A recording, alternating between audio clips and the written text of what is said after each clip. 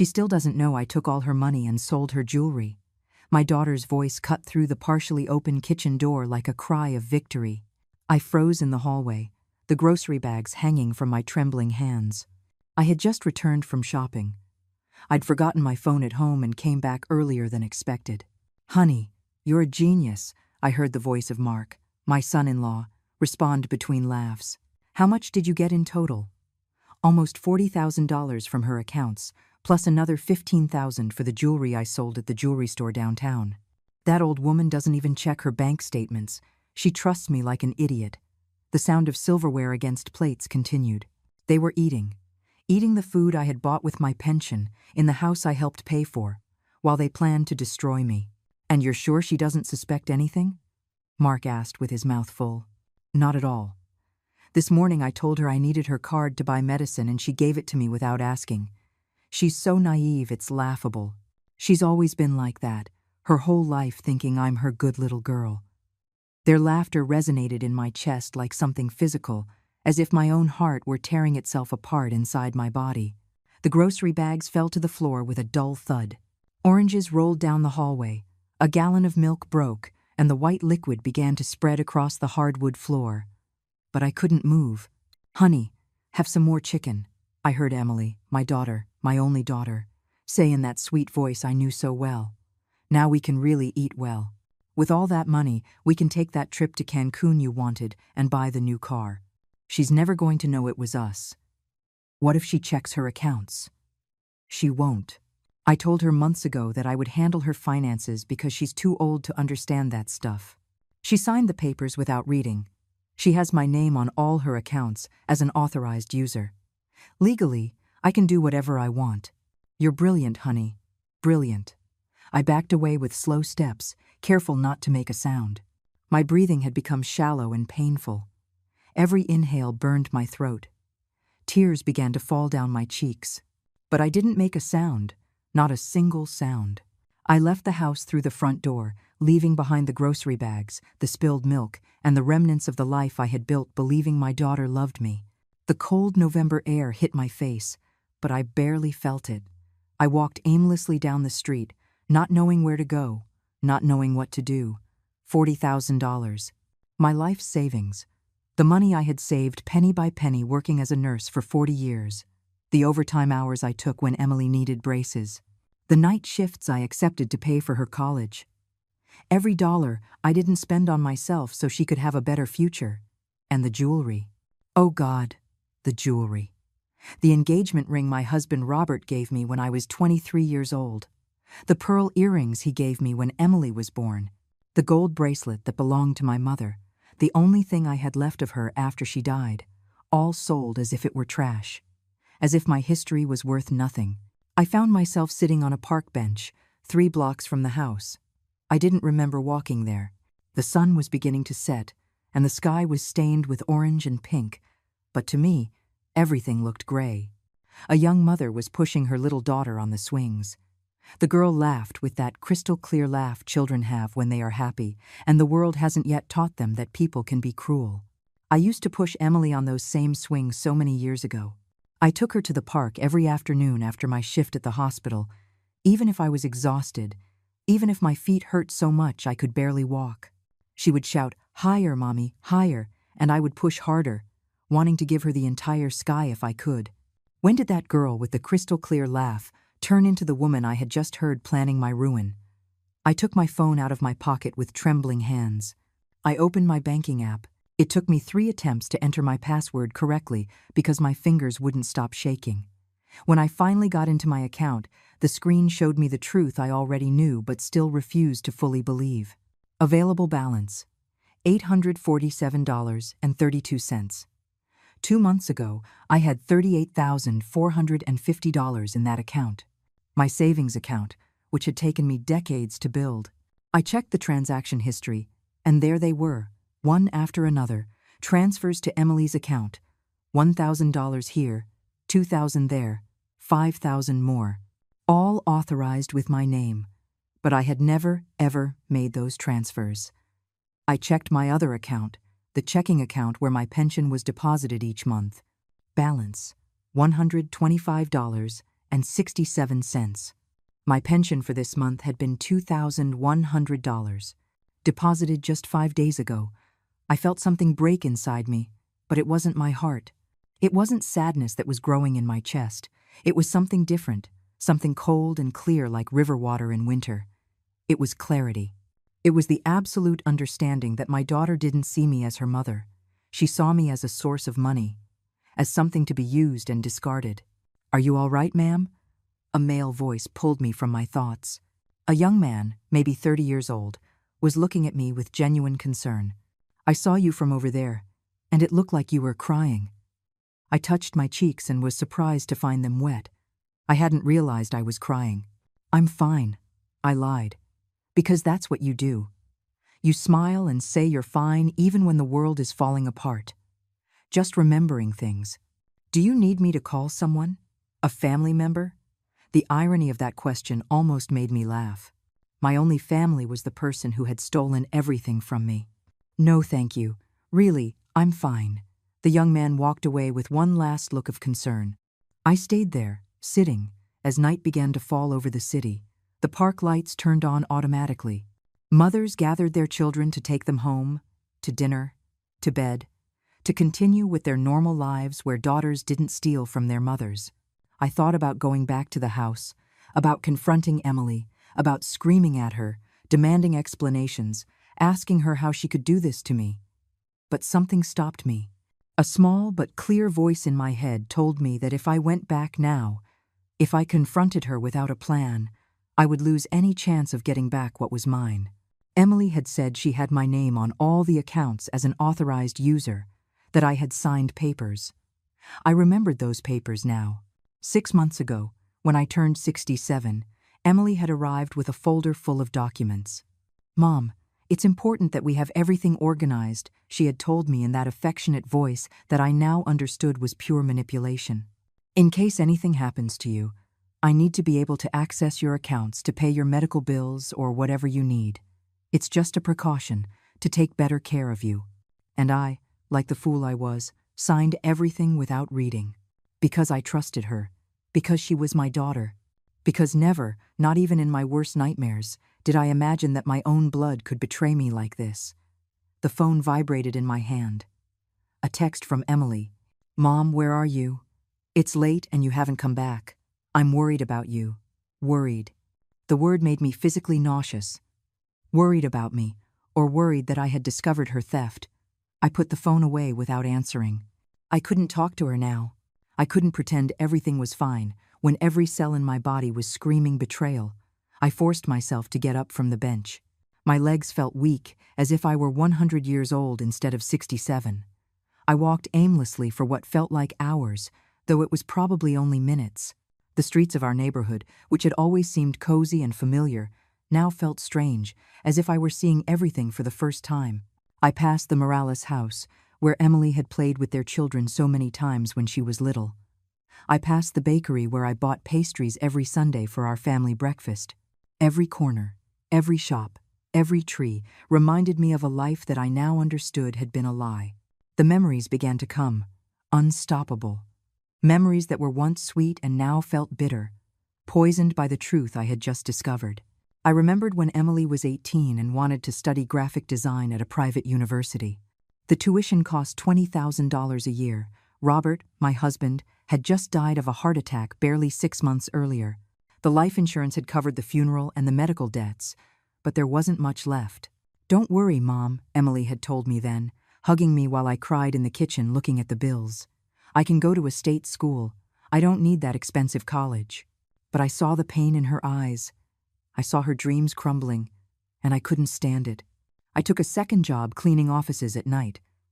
From 6 in the evening until 11 at night, after my 8-hour shifts at the hospital, I slept 4 hours each night.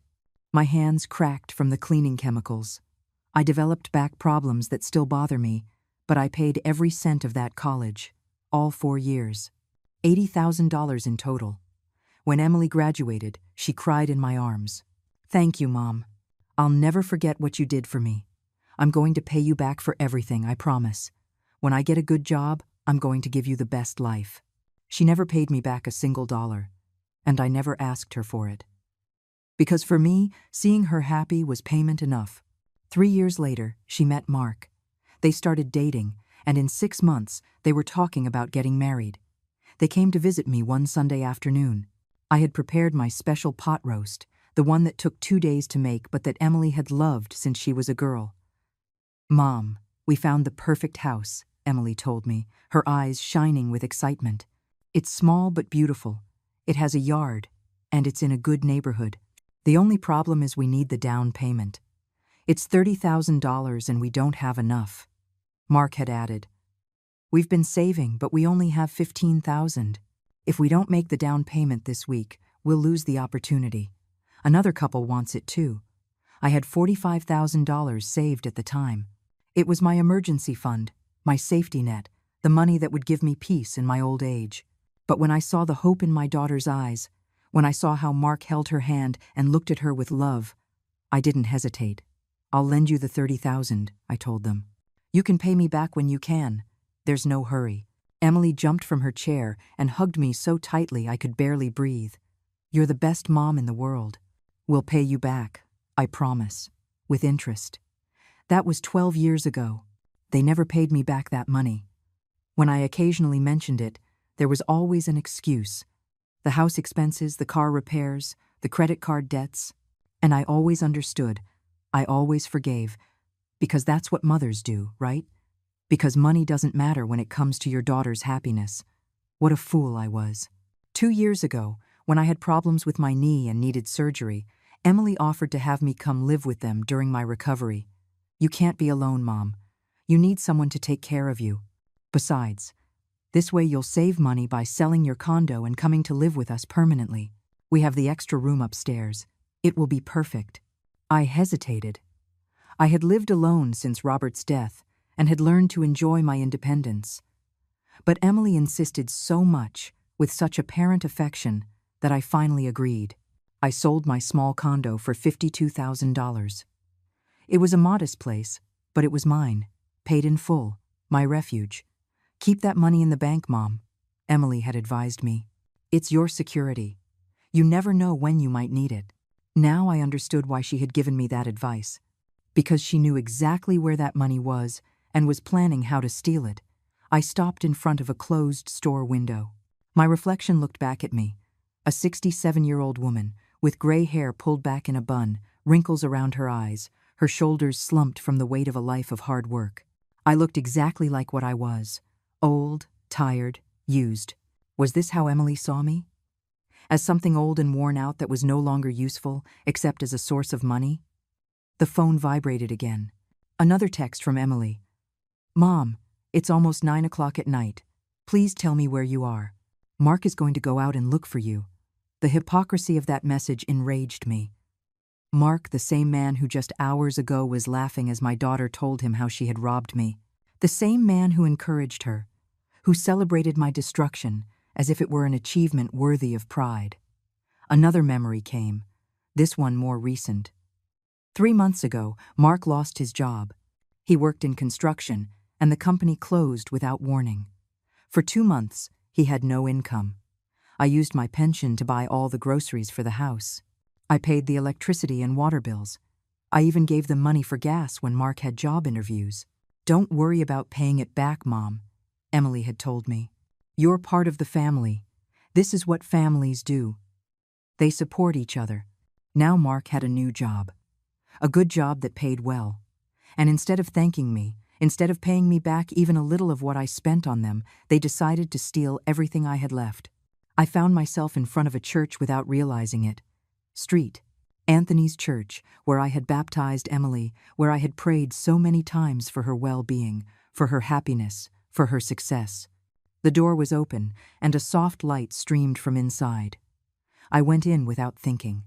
The church was almost empty. Only an elderly woman was praying in the front pew, her head bent over a rosary. I sat in the last pew, far from everyone, and for the first time since I heard that terrible conversation, I let the sobs come out completely.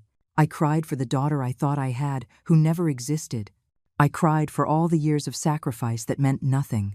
I cried for my naivety, for my stupidity, for believing that a mother's love would always be returned. But after the tears came something else. Rage.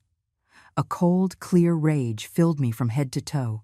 It wasn't the hot, uncontrollable rage that makes you scream and break things. It was an icy, calculated rage that made me think with a clarity I hadn't had in years. Emily made a mistake. A serious mistake. She bragged about her betrayal out loud, not knowing I was listening. She gave me the gift of the truth before it was too late to do anything about it, and I was going to use that gift. I left the church with a clear purpose in my mind. I was no longer the broken woman who had entered 30 minutes earlier. The crying had washed away my confusion, and what remained was pure determination. Emily and Mark thought I was a naive old woman who would never discover their betrayal. They were going to learn they were very wrong. I walked 3 blocks to a small coffee shop that was still open.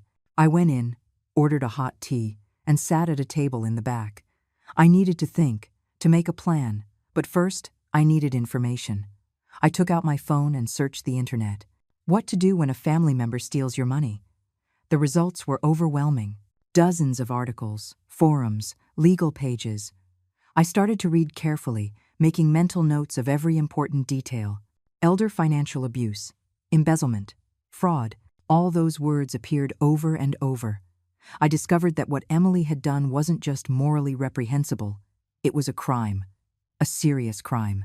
The fact that she had authorized access to my accounts didn't give her the right to empty them without my explicit consent. The fact that she had sold my jewelry without my permission was theft, plain and simple. But I also read something that chilled my blood. Many cases of family financial abuse never make it to court because the victims are afraid to report their own children, because the family pressures them to forgive and forget, because society makes them feel like they are bad mothers for defending their rights. Not me. Not this time. I searched Google. Elder financial abuse lawyers near me. Several names appeared. One caught my eye. Paul Torres, attorney specializing in financial abuse cases and protection of seniors' rights. His office was only 2 miles from where I was. I looked at the clock. It was 9:40 in the evening. Obviously, I couldn't call him now, but I saved his number in my phone. Tomorrow, first thing, I would contact him. The phone vibrated again. This time it was a call, not a text.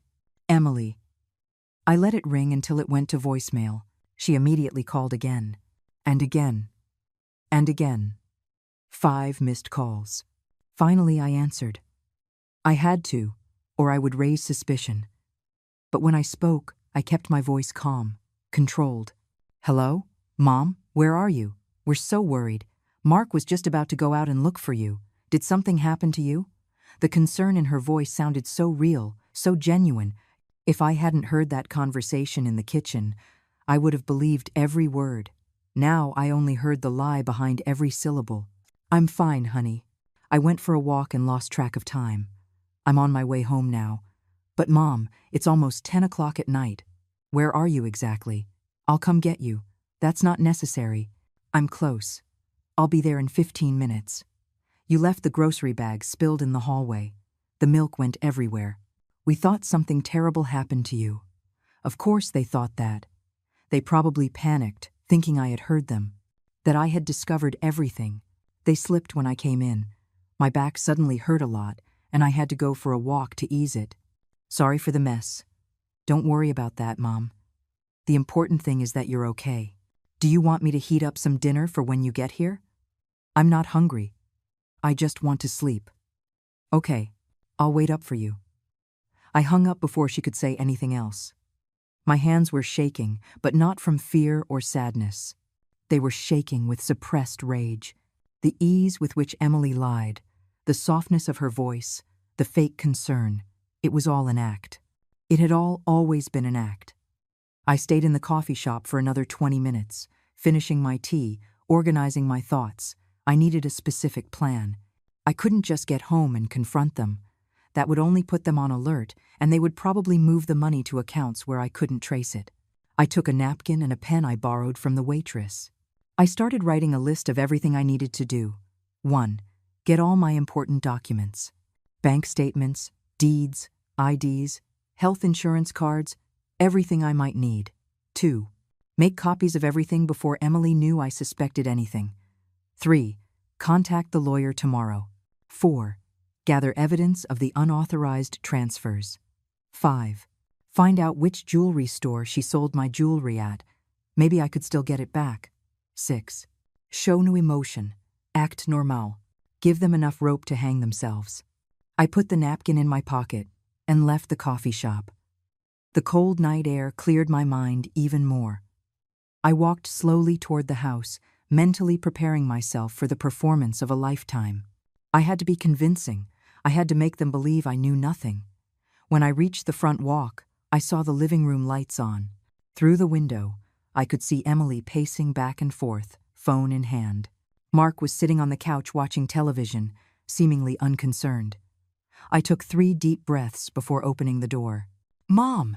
Emily ran to me as soon as I entered. She hugged me tightly, and I had to use all my willpower not to push her away.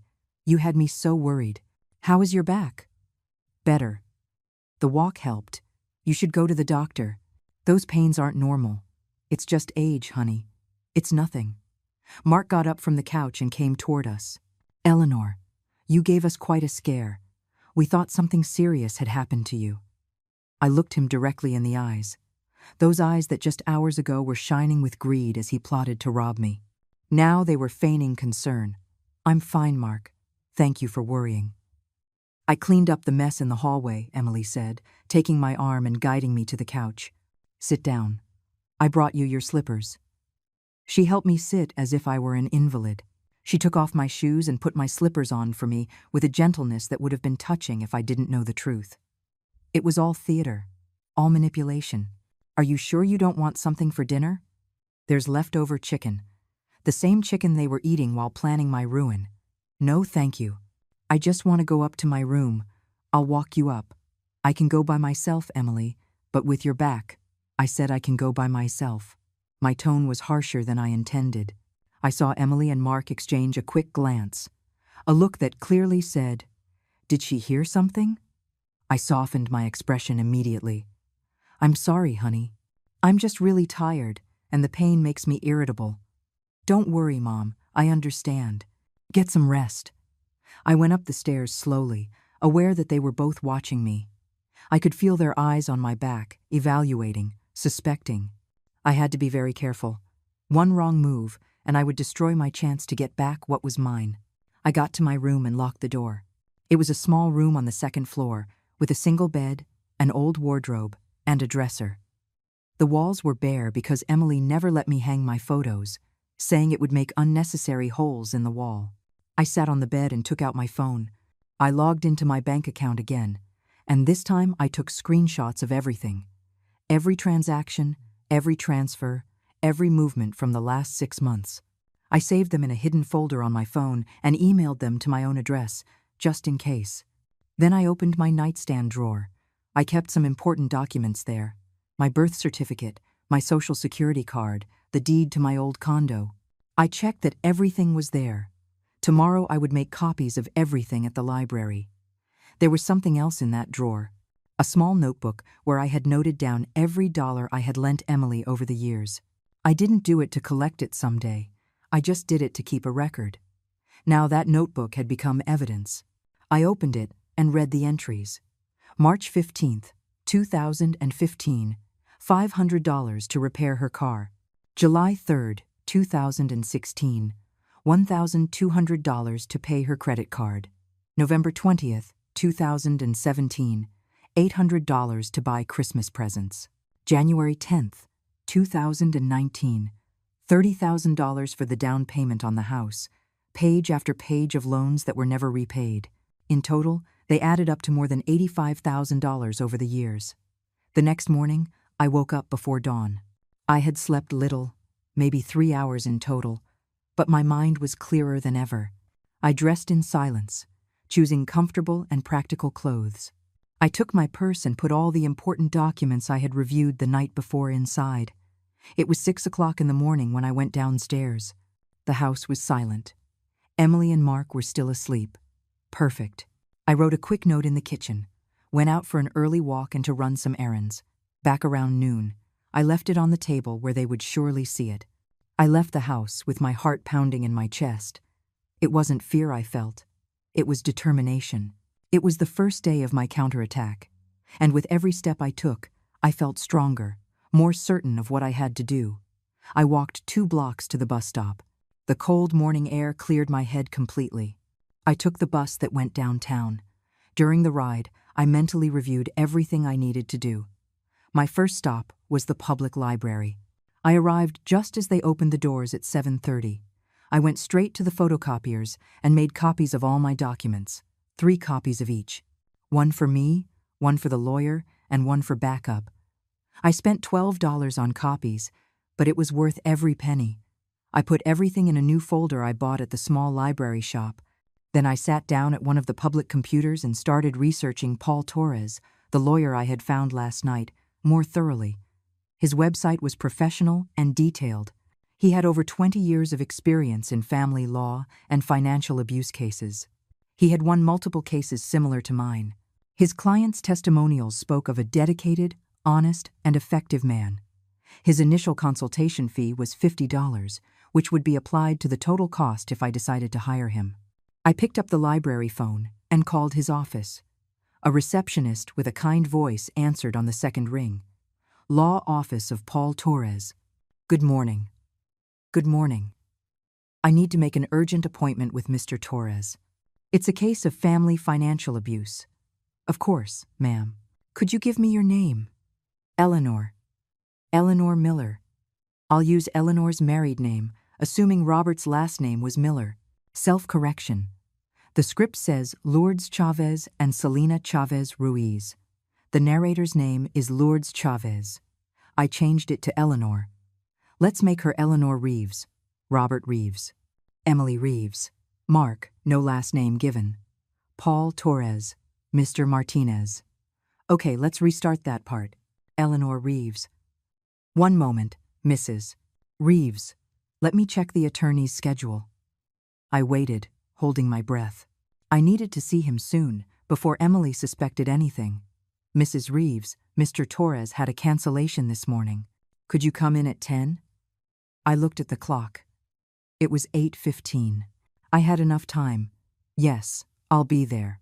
Perfect. The address is 847 Main Street, 3rd floor, Suite 302. Please arrive 15 minutes early to fill out some forms. I'll be there. Thank you. I hung up and sat there for a moment, processing what I had just done. I had taken the first real step. There was no turning back now. I left the library and walked downtown. I had almost 2 hours before the appointment. I needed to get some breakfast, but more importantly, I needed to find the jewelry store where Emily had sold my jewelry.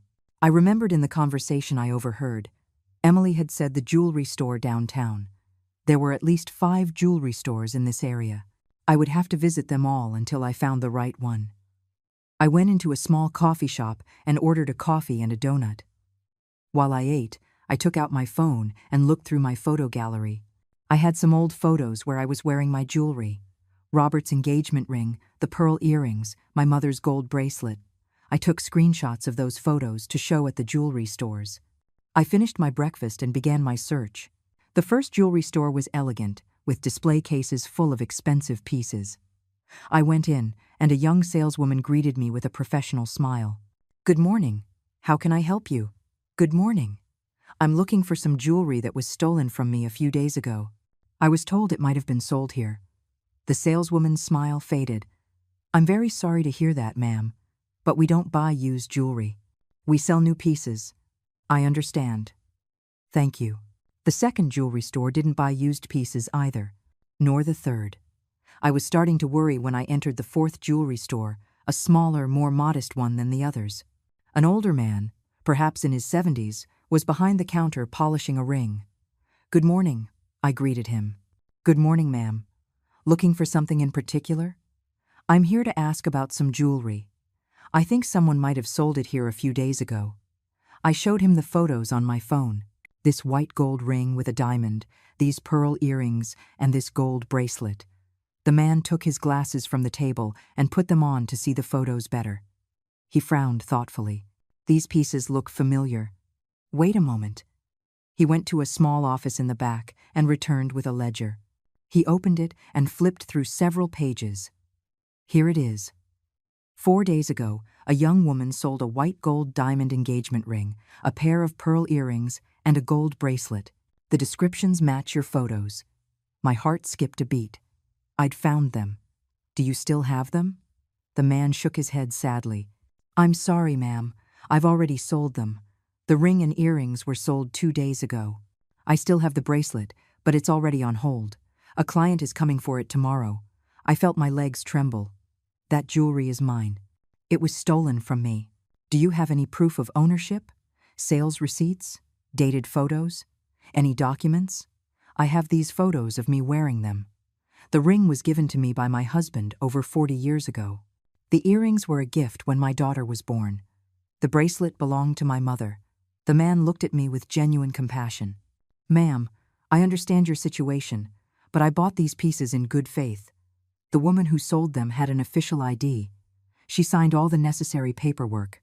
There was no indication they were stolen. My daughter sold them without my permission.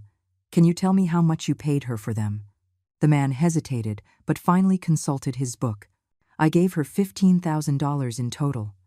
The ring was worth more, but it had some scratches. The earrings were in excellent condition. The bracelet is 14-karat gold, good weight, $15,000. My most precious treasures, the only physical things that connected me to Robert and my mother, sold for $15,000. Do you remember the name of the woman who sold them? Of course. Emily Reeves. There it was. Concrete evidence. A witness who could confirm that Emily had sold my jewelry. I need a copy of that record, I told him. And I need your contact information. I'm going to take legal action. The man nodded. I understand. Let me make copies of everything. He handed me his card. My name is Octavio Martinez. I've been in this business for 40 years. If you need me to testify, I will. I don't like being involved in family theft, even unknowingly. Thank you, Mr. Martinez. You don't know how much this means to me. He gave me copies of the transaction, including the copy of Emily's driver's license that she had shown when selling the jewelry. He also gave me photos he had taken of the pieces before selling them, part of his standard procedure. About the bracelet I still have, Mr. Martinez said carefully. Legally, it's already the property of the client who put it on hold. But let me talk to him. If I explain the situation, maybe he'll agree to return it. I can't promise anything. I would be infinitely grateful. I left the jewelry store, my folder now thicker with the copies of the sales record. Every piece of evidence I gathered made my case stronger. Emily had left a perfect paper trail of her betrayal. It was 9:40. I had just enough time to get to Mr. Torres's office. I took a taxi. I didn't want to risk being late. The building where his office was located was modern, all glass and steel. I went up to the 3rd floor in the elevator, my hands clutching the folder with all my evidence. I found suite 302 and went in. The waiting room was small but welcoming. There were 4 chairs, a table with magazines, and a window overlooking the street. The receptionist, a woman in her 40s with a warm smile, greeted me. Mrs. Reeves? Yes. Perfect. You're right on time. Please fill out these forms while Mr. Torres finishes with his previous client.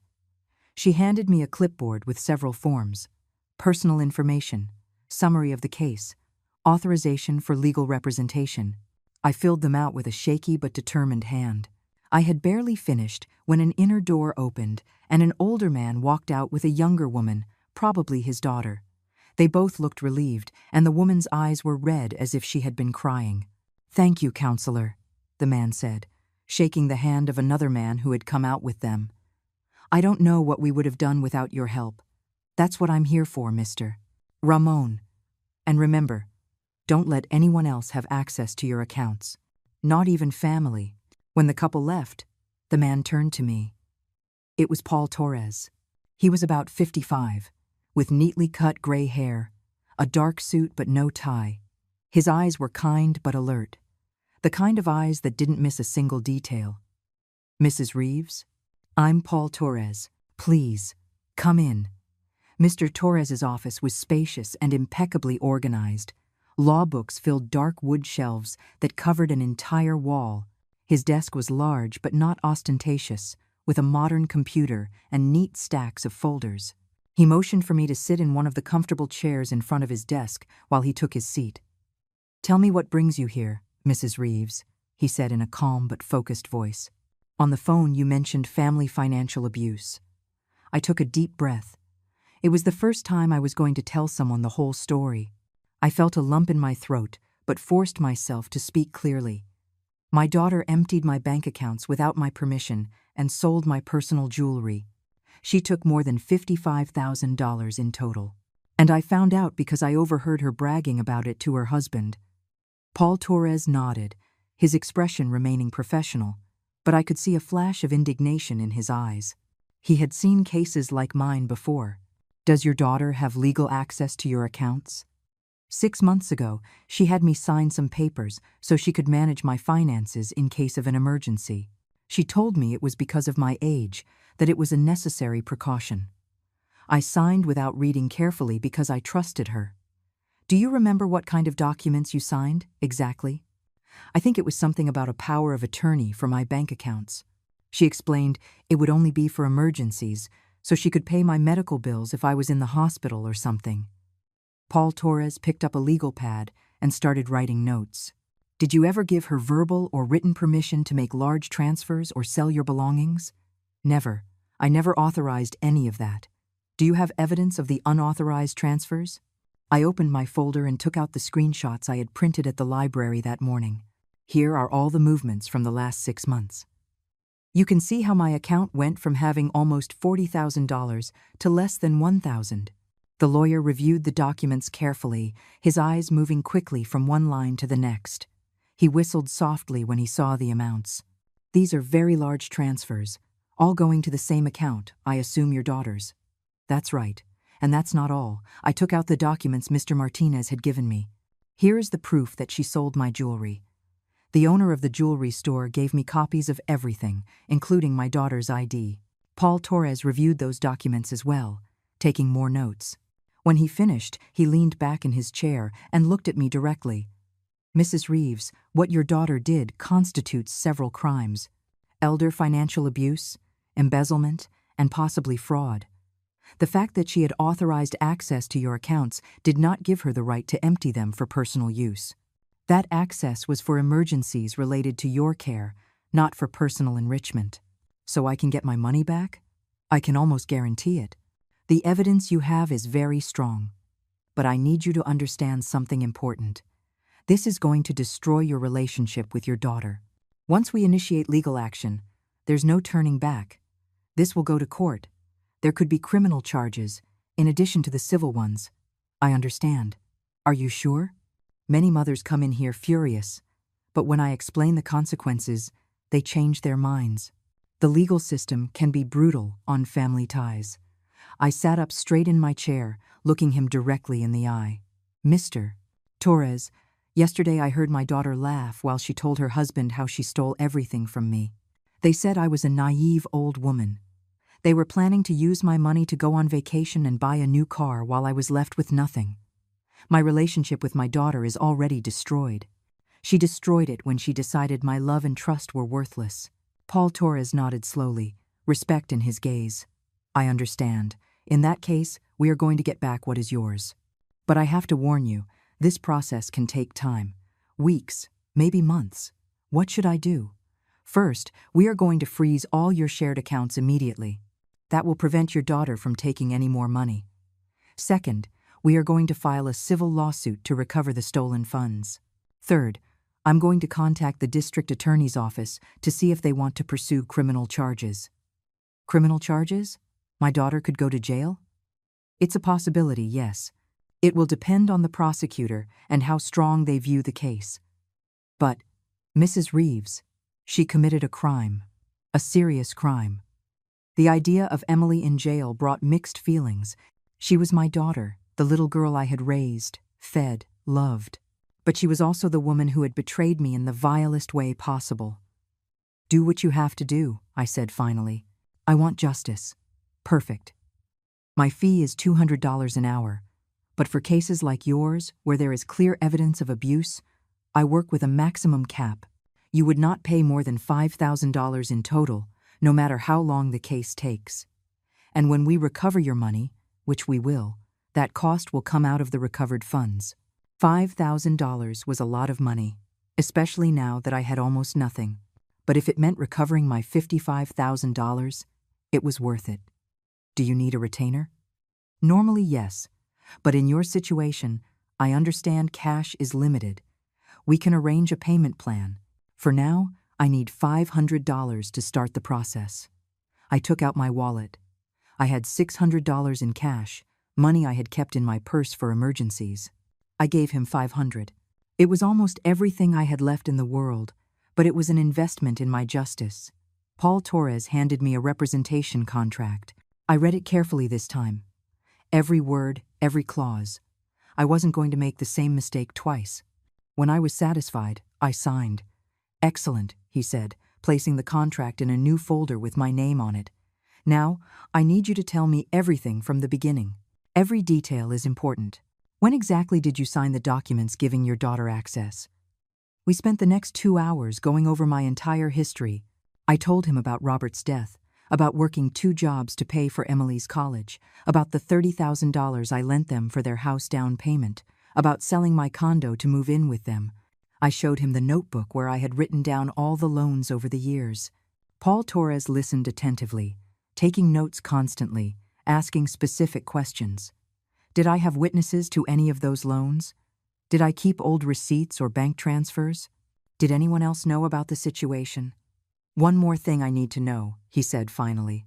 "The house where you live now with your daughter, whose name is it in?" "In Emily and her husband Mark's name. You contributed financially to the purchase of that house?"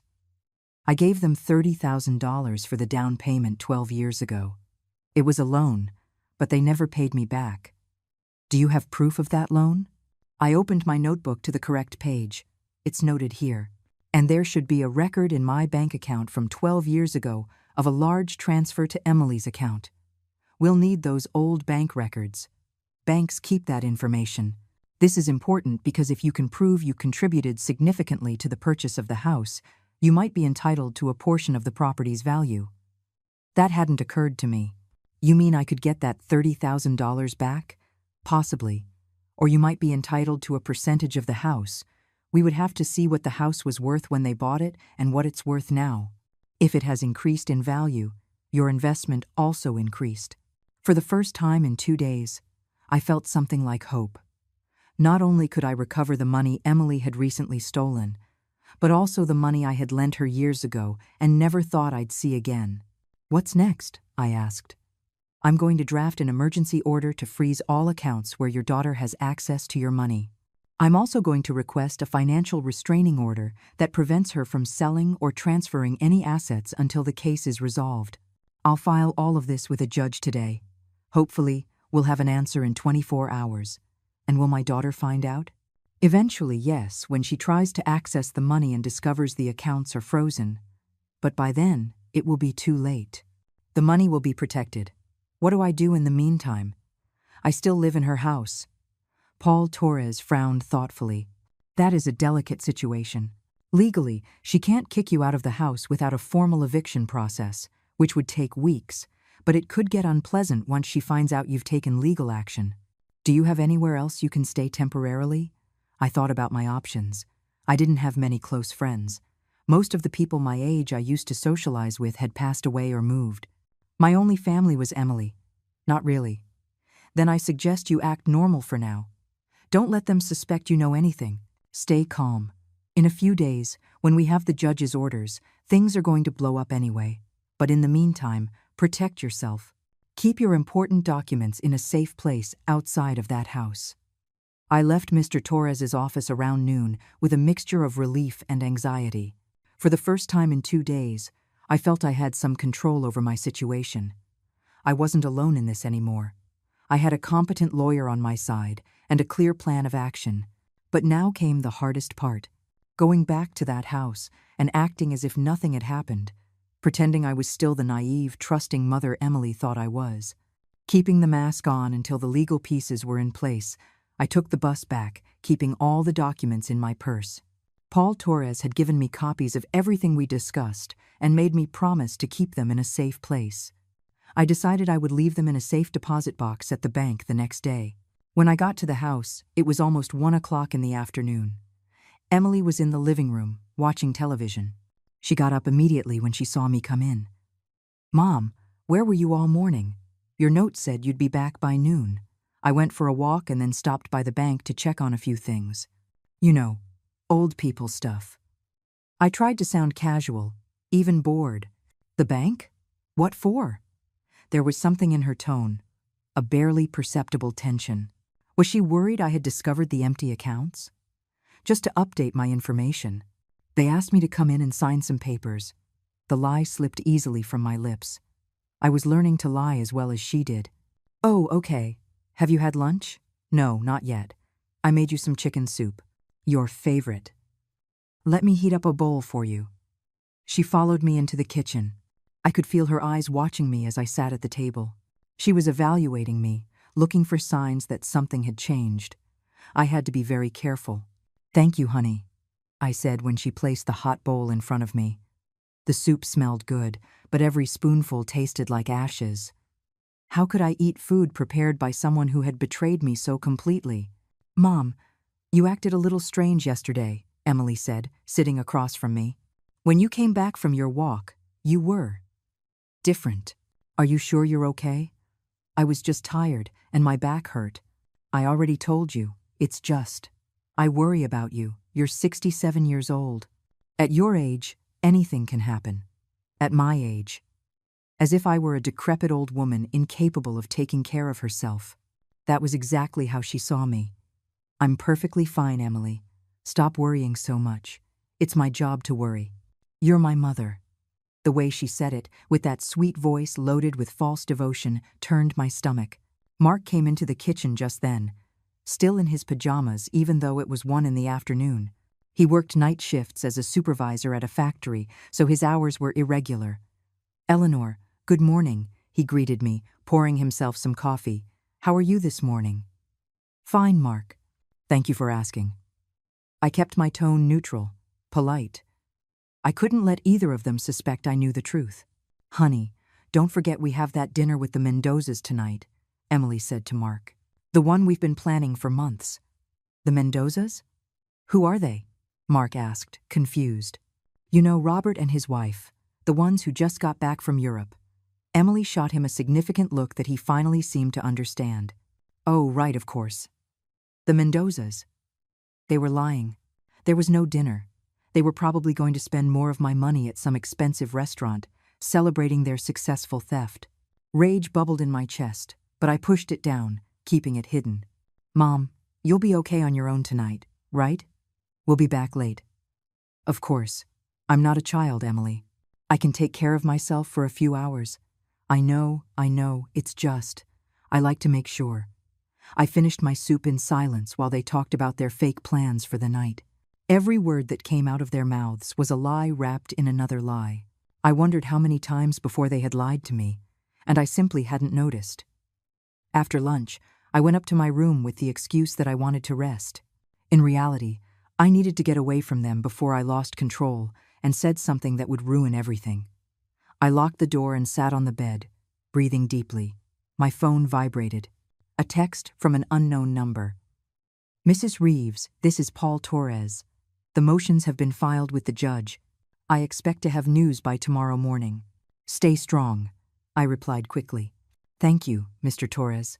I will do my best." I spent the rest of the afternoon in my room, organizing my thoughts. I reviewed every document I had, memorizing details, mentally preparing for what was to come. I knew that at some point, probably soon, this would all blow up. Emily and Mark would find out the accounts were frozen. They would realize I knew, and then things would get ugly. I needed to be ready for that moment. Around 6 in the evening, I heard movement downstairs. Emily and Mark were getting ready for their supposed dinner. I went downstairs carefully, finding them in the living room. Emily was wearing a new dress I hadn't seen before, probably bought with my money. Mark was in a suit, something he rarely wore. "Mom, we're leaving now," Emily said, checking her makeup in a small mirror. "There's food in the fridge if you get hungry later. Don't wait up, we'll probably be back after midnight." "Have fun," I said mechanically. I watched them walk out the door, heard the car engine start, and drive away. Only then did I let my mask fall. I collapsed onto the couch, exhausted from the effort of acting normal. The house was silent. A heavy, oppressive silence. I looked around the living room, really seeing it for the first time in months. The furniture I helped buy, the big screen TV I gave them last Christmas, the curtains I sewed with my own hands. Everything in this house had my mark, my money, my effort, and they had decided I deserved none of it. I got up and started walking through the house. I went into the kitchen where I had prepared hundreds of meals for this family. I went upstairs and passed the master bedroom, Emily and Mark's room. The door was slightly ajar. I know I shouldn't have. I know I should have respected their privacy. But something pushed me to go in. I turned on the light and looked around. The room was large, much larger than my tiny room on the second floor. They had a king-size bed, a flat-screen TV on the wall, a huge walk-in closet. On the dresser, something caught my eye. A glossy brochure. I picked it up and opened it. It was a brochure for a resort in Cancun. There were prices circled in red. A presidential suite for 1 week, $8,000. So it was true. They were going to use my money for a luxurious vacation. Probably the trip Emily mentioned in that conversation I overheard. I kept looking. I don't know exactly what I expected to find. In the top drawer of Mark's dresser, I found a thick envelope. I opened it, and inside were papers from a car dealership. A quote for a new Toyota Camry, model of the year. Price, $32,000. They had circled the financing plan. My money. It was all my money they were planning to spend. I found something else in that drawer. A small, black velvet box. I opened it, and my heart almost stopped. Inside was my mother's gold bracelet. The bracelet Emily had supposedly sold at the jewelry store. I picked it up with trembling hands. Why did he have it here? Mr. Martinez had told me the bracelet was on hold, that a client was coming for it tomorrow. But here it was, in Mark's drawer. Then I understood. Emily didn't sell the bracelet to a stranger. She sold it to Mark. He was the client who had put it on hold. He was probably planning to give it back to Emily as an anniversary or birthday present, using my own money to buy my own stolen jewelry. The cruelty of it took my breath away. Not only had they robbed me, but they were playing games with my most precious belongings as if they were toys. I put the bracelet in my pocket. It wasn't exactly legal to take something from their room, but that bracelet was mine. It had belonged to my mother. She had given it to me on her deathbed, and I was not going to let Emily and Mark use it in their perverse games. I left the room and went downstairs. I needed to get out of this house before I went crazy. I grabbed my jacket and my purse and went for a walk. The neighborhood streets were quiet on this Wednesday night. Families were eating dinner in their homes, warm lights glowing in the windows. Normal lives, normal families where children didn't steal from their mothers. I walked aimlessly for over an hour. When I finally returned to the house, I felt calmer, but also more determined. I went up to my room, put the bracelet in my purse along with all my important documents, and lay down on the bed without changing. I woke up early the next day, before dawn. I had slept poorly, with fragmented dreams full of confrontations and screams. But when I opened my eyes, my mind was clear. Today would be an important day. Paul Torres had said he expected to have news from the judge this morning. I showered and dressed with care, choosing comfortable but presentable clothes. I didn't know what this day would bring, but I wanted to be prepared for anything. I went down to the kitchen and made coffee, the aroma filling the silent house. It was 7 o'clock in the morning when my phone rang. Paul Torres. Good morning, Mrs. Reeves. I have good news. The judge approved all our motions. The accounts where your daughter has access are frozen as of 6 o'clock this morning. We also have a financial restraining order preventing the sale or transfer of any assets until the case is resolved. I felt a huge weight lift from my shoulders. What does that mean, exactly? It means your daughter cannot take 1 more cent from your accounts. If she tries to make a transfer or use the cards, it will be declined. It also means they cannot sell the house or any other major asset without the court's permission. And what happens now? Now comes the hard part. We need to serve them formally with the lawsuit. A process server will be coming to the house today to deliver the documents. Will you be there? My heart started to beat faster. It has to be today? It's better to do it quickly. The more time that passes, the more opportunity they have to hide assets or create more problems. The server will arrive between 10 and 12 o'clock this morning. I looked at the clock. It was 7:15. I had less than 3 hours before my life exploded completely. I'll be here, I said, my voice firmer than I felt. Mrs. Reeves, when this happens, your daughter and son-in-law are going to be furious. They will probably confront you, accuse you, try to make you feel guilty. I need you to stand firm. Do not let yourself be manipulated. You did nothing wrong. You are defending what is rightfully yours. I understand. If at any point you feel you are in physical danger, call the police immediately. I hope it doesn't come to that, but it's better to be prepared. We hung up, and I sat in the kitchen, holding my coffee cup with both hands to stop them from shaking. This was real. It was really happening. In a few hours, Emily and Mark would know I had discovered them, that I had taken action, that I was not the foolish old woman they thought I was. I heard movement upstairs. Emily was waking up. A few minutes later, she came downstairs, still in her pajamas, yawning. Good morning, Mom. You're up early. I couldn't sleep. Coffee? She asked, pouring herself a cup. It's already made. She sat across from me at the kitchen table. She looked tired. They had probably gotten home late from their dinner. I wondered what they had spent my money on last night. An expensive restaurant? A bar? More new clothes? Mom, I need to talk to you about something, Emily said after taking a sip of coffee. My stomach tensed. About what? It's about your finances. I've been reviewing your accounts and I'm worried. You spend a lot of money without planning properly. I think we should set up a stricter budget.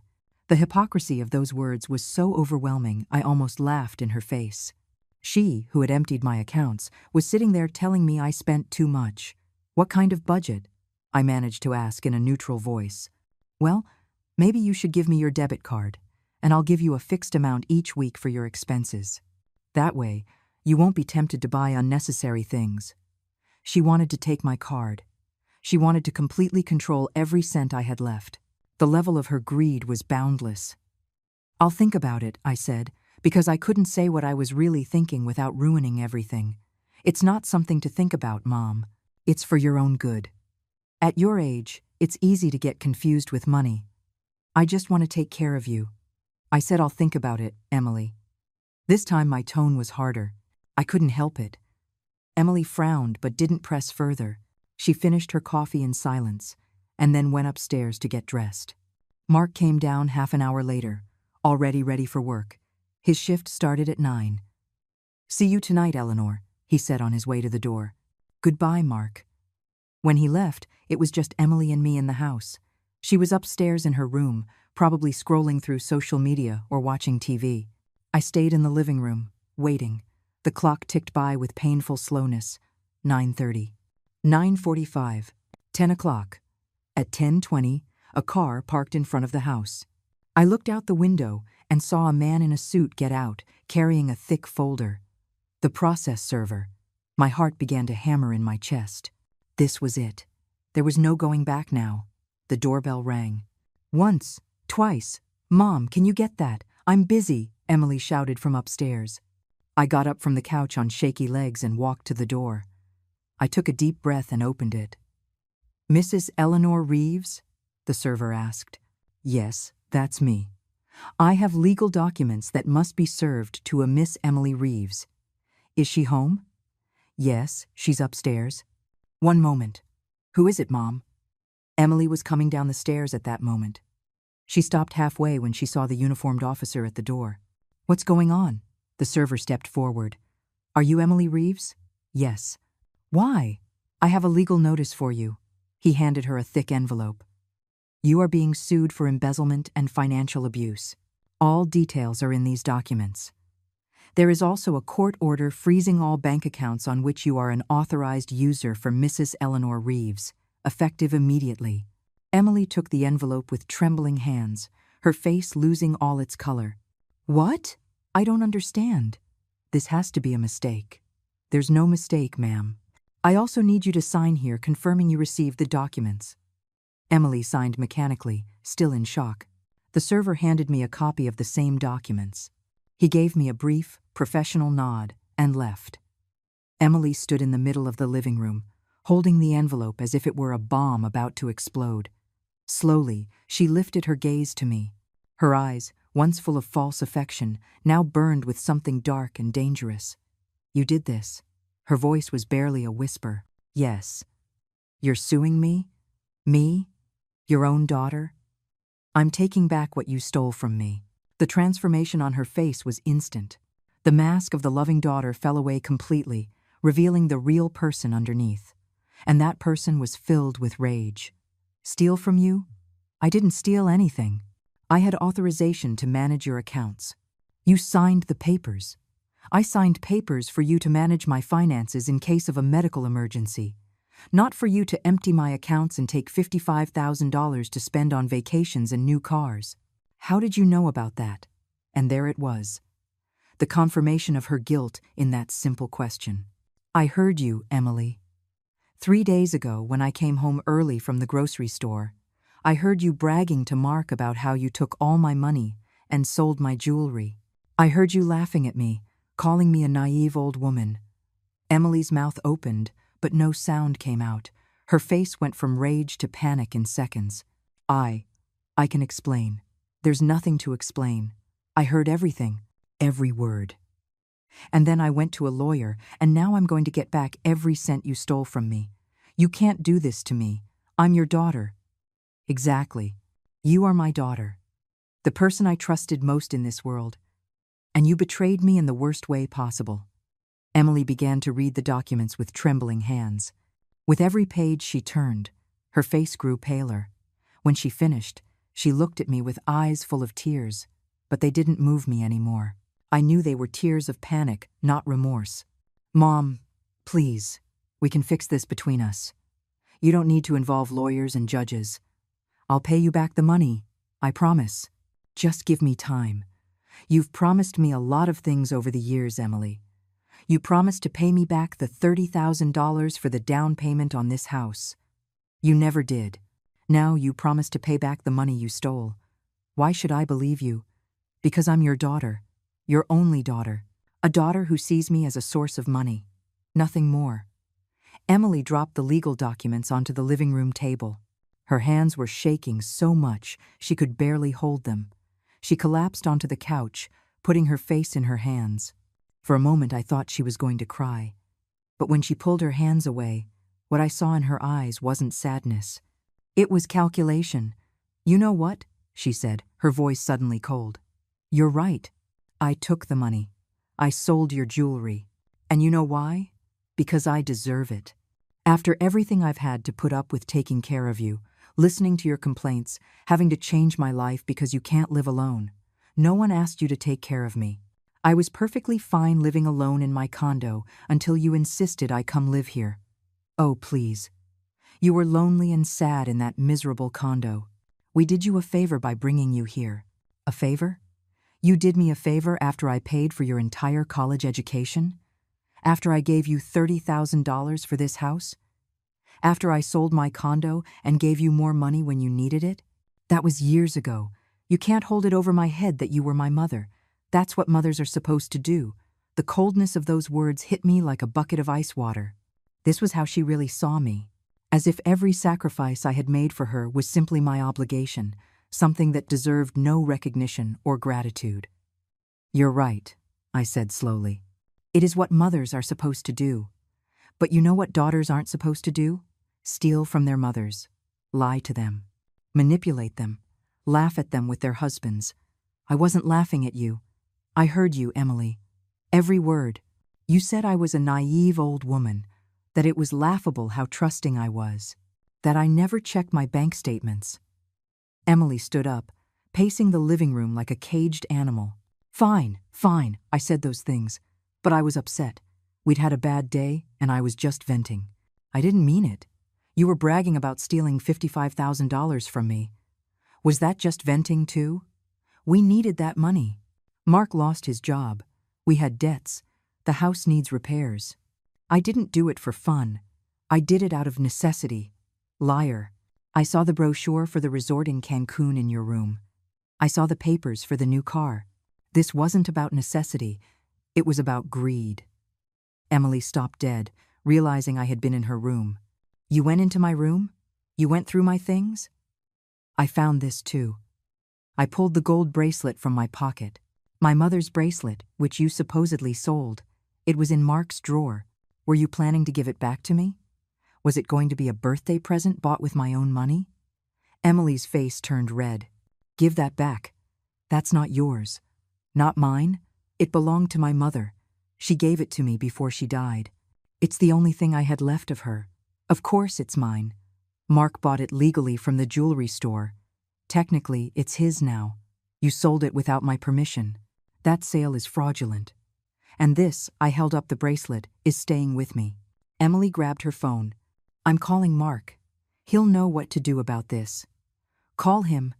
Tell him he's being sued, too. Because he knew everything. I heard him on that conversation. He's an accomplice to your theft. Emily dialed anyway. I could hear the phone ringing on speaker. Mark answered on the third ring. Honey, what's wrong? I'm at work. We have a problem. A huge problem. She sued us. A process server came and gave us papers. It says the accounts are frozen and she's suing us for theft. There was a long silence on the other end. Then Mark spoke, his voice tense. How did she find out? She heard us. When we were talking a few days ago, she heard everything.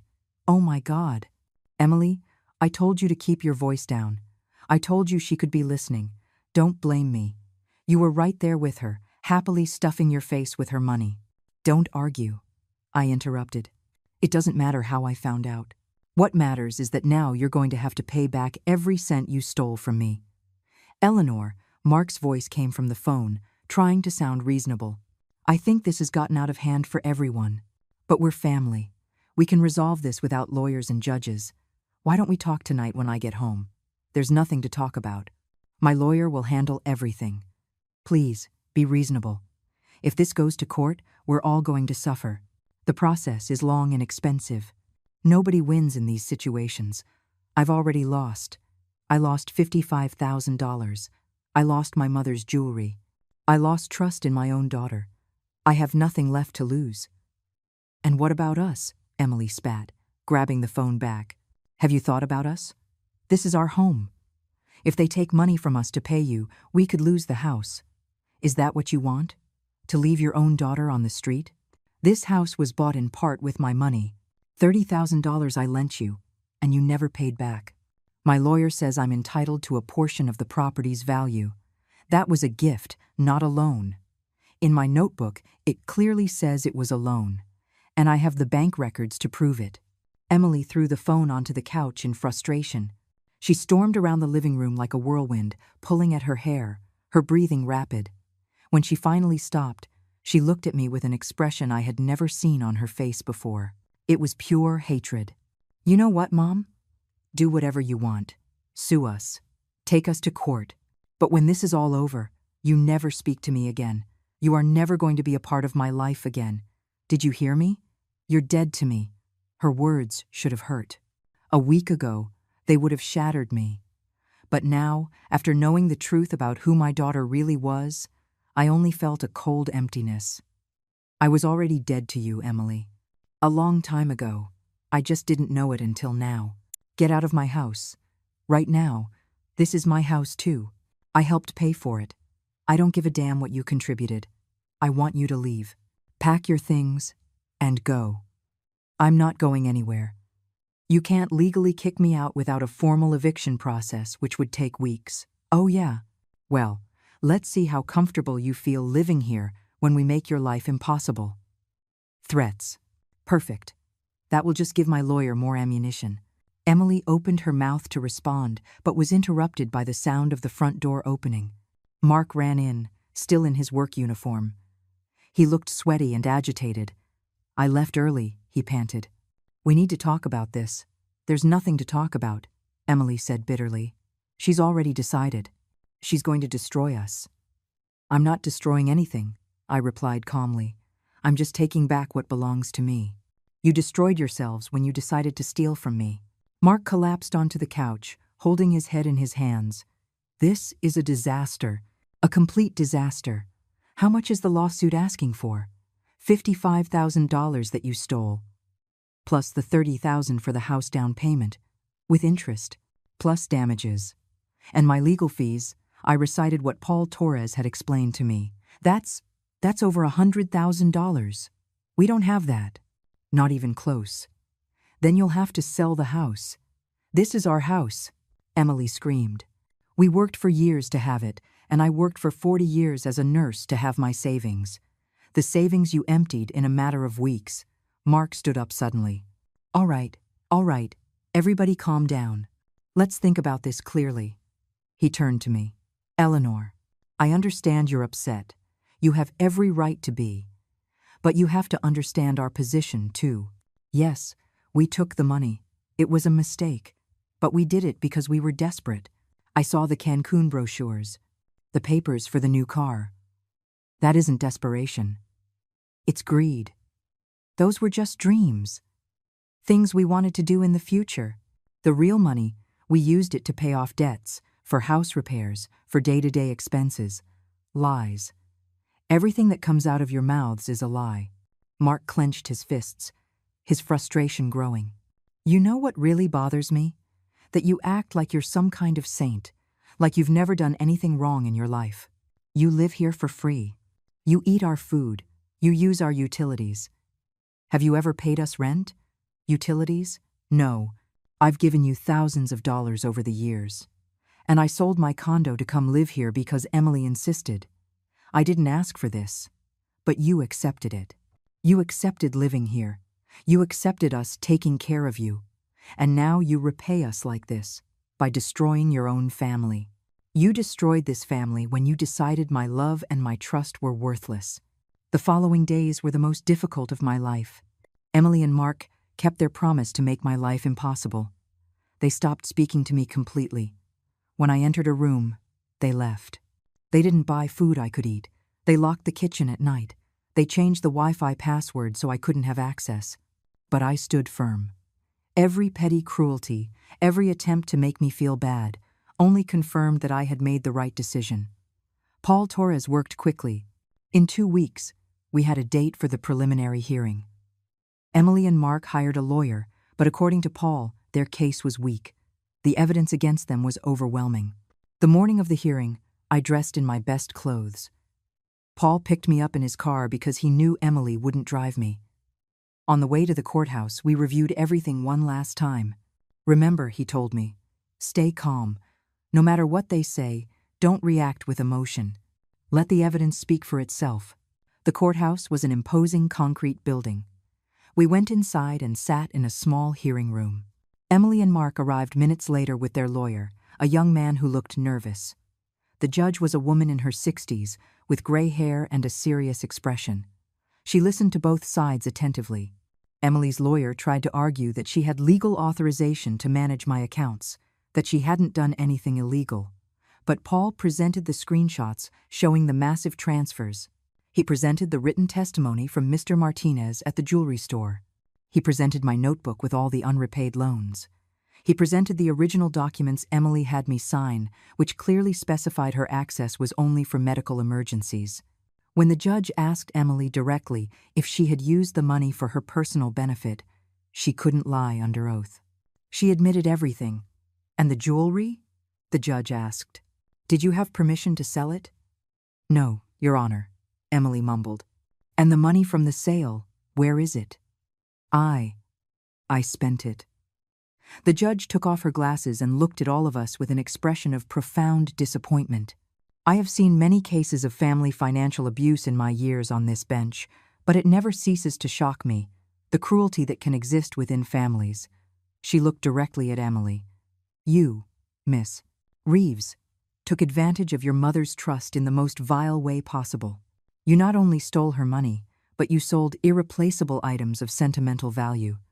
The fact that she is your mother makes this even more reprehensible. Emily kept her head down, unable to look at anyone. The judge delivered her ruling. Emily and Mark were ordered to repay me the $55,000 within 90 days. If they couldn't pay in cash, they would have to sell assets, including the house if necessary. They were also ordered to pay me an additional $15,000 for the jewelry, plus another $20,000 in damages. In total, $90,000. Furthermore, regarding the $30,000 for the house down payment, the judge determined I was entitled to an equivalent percentage of the property's current value. The house was now worth $250,000. I was entitled to 12%, which equated to an additional $30,000. The total amount you must pay is $120,000, the judge declared. You have 90 days to present an acceptable payment plan or proceed with the sale of assets. When we left the courthouse, Emily finally looked at me. Her eyes were red but dry. I hope you're happy. You're going to leave us with nothing. I didn't take anything from you. You did this to yourselves. You're a terrible mother. You know that? And you're a daughter who stole from her own mother. I think that's worse. That was the last conversation we ever had. Paul helped me pack my things that same afternoon. With the money the judge had ordered frozen until the end of the case, I was able to rent a small but comfortable apartment. It wasn't as large as the one I had before, but it was mine. Mine alone. 2 months later, Emily and Mark sold the house. They had no other choice. With the money from the sale, they paid me everything they owed. $120,000 deposited into a new account that only I controlled. I never heard from them again. They didn't call. They didn't write. They disappeared from my life as completely as if they had never existed. At first, it hurt. I'm not going to lie. I lost my daughter, my only family. There are nights when I still think about the little girl she was, about the good memories we shared before greed poisoned everything. But then, I remember that conversation I overheard. I remember their laughter as they planned my ruin. And then I know I did the right thing. I am 68 years old now. I live alone in my apartment. I have enough money to live comfortably for the rest of my days. I've made new friends in my building. Other women my age who understand what it's like to rebuild your life after a betrayal. I'm not rich. I'm not young. But I have something more valuable than that. I have my dignity. I have the satisfaction of knowing that I stood up for myself, that I didn't let them treat me as if I was worthless. Sometimes people think that because we are older, because we are mothers, we must put up with anything from our children. That motherly love means accepting abuse, forgiving the unforgivable, giving without limits until there is nothing left of us. But I learned something important. True love is reciprocal. If your children only see you as a source of money, as something to be used and discarded, then there is no real love there. There is only manipulation. And manipulation, no matter who it comes from, does not deserve to be tolerated. Defending myself didn't make me a bad mother. It made me a woman with dignity. And that, at the end of the day, is worth more than any relationship built on lies. If anyone is reading this and finds themselves in a similar situation, I want you to know something. You are not alone. And you have rights. It doesn't matter how old you are. It doesn't matter if the person hurting you is your son, your daughter, or any other family member. You deserve respect. You deserve justice. And you deserve to live your final years in peace, not in the constant anxiety of being exploited by the people who should love you. I am Eleanor Reeves. I am 68 years old. And this is my story of how I got back not only my money, but my life.